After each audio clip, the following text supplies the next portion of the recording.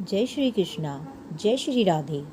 भगवान श्री कृष्ण के अति प्रिय सखा अर्जुन कहने लगे, हे मधुसूदन, मैं आपको कोटि कोटि नमस्कार करता हूँ। प्रभु, मैं आपसे प्रार्थना करता हूँ कि आप कृपा करके चैत्र मास के शुक्ल पक्ष की एकादशी का भी वर्णन कीजिए। इस एकादशी का क्या नाम है, पहले उसे किन किन लोगों ने किया और इसके करने से लोगों को क्या फल प्राप्त होता है। भगवान श्री कृष्ण बोले, हे पार्थ, एक समय यही प्रश्न राजा दिलीप ने गुरु वशिष्ठ से किया था। वही संवाद मैं तुम्हें सुनाता हूँ। राजा दिलीप ने गुरु वशिष्ठ जी से पूछा था, गुरुदेव, चैत्र मास के शुक्ल पक्ष की एकादशी का क्या नाम है, उसमें किस देवता की पूजा होती है तथा उसकी विधि क्या है, सो आप कृपा पूर्वक कहिए।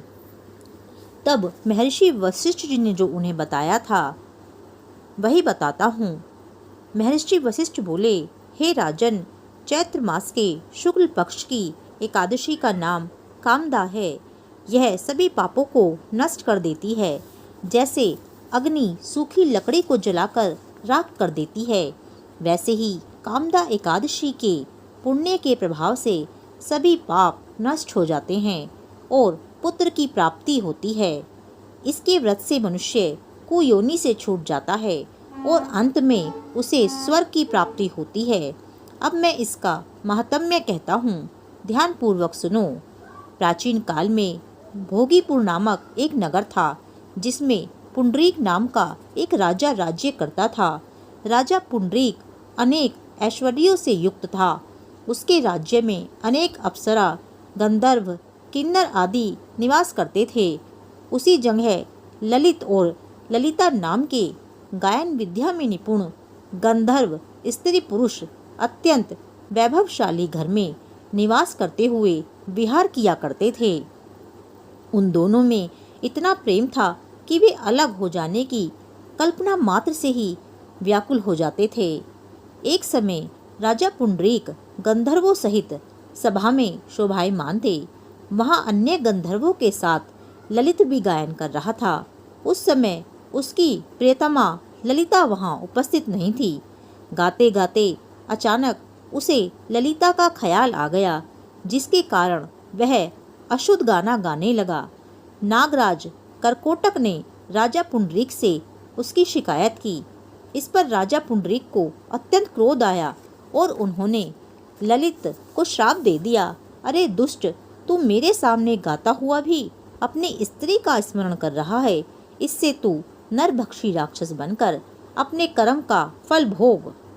राजा पुंडरीक के शाप से ललित गंधर्व उसी समय एक विकराल राक्षस हो गया। उसका मुख भयानक हो गया। उसके नेत्र सूर्य चंद्र के समान प्रदीप्त होने लगे।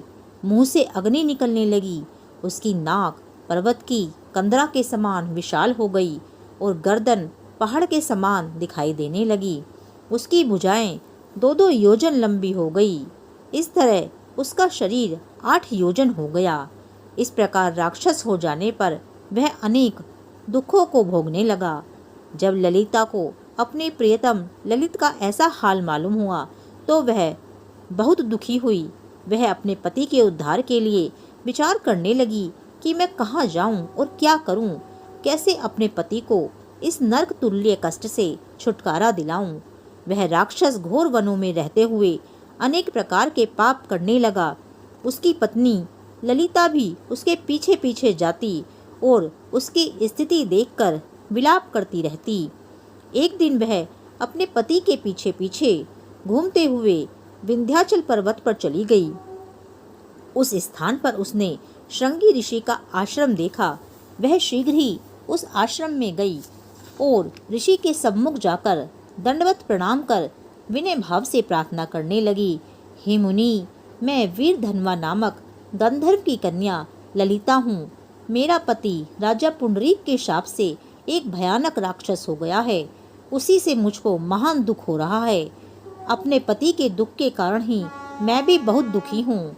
हे ऋषि श्रेष्ठ, कृपा करके आप उसके राक्षस योनि से छूटने का कोई श्रेष्ठ उपाय बताएं।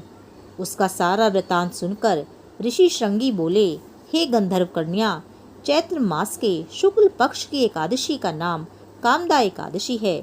उसके व्रत करने से मनुष्य के समस्त कार्य शीघ्र ही सिद्ध हो जाते हैं। यदि तू उसके व्रत के पुण्य को अपने पति को देगी तो वह शीघ्र ही राक्षस योनि से छूट जाएगा और राजा का शाप शांत हो जाएगा।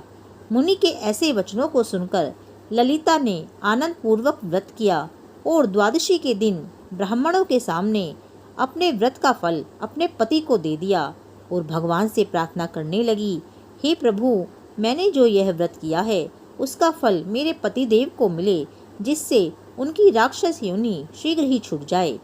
एकादशी का फल देते ही उसका पति राक्षस योनि से छूट गया और अपने पुराने स्वरूप को प्राप्त हुआ। वह अनेक सुंदर वस्त्रों तथा आभूषणों से अलंकृत होकर पहले की भांति ललिता के साथ विहार करने लगा।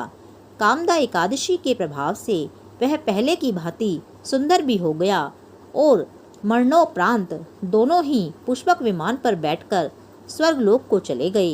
हे पार्थ, इस व्रत को विधि पूर्वक करने से समस्त पाप नष्ट हो जाते हैं। इसके व्रत से मनुष्य ब्रह्म हत्या इत्यादि के पाप और राक्षस आदि की योनि से छूट जाते हैं। संसार में इससे महान दूसरा कोई व्रत नहीं है।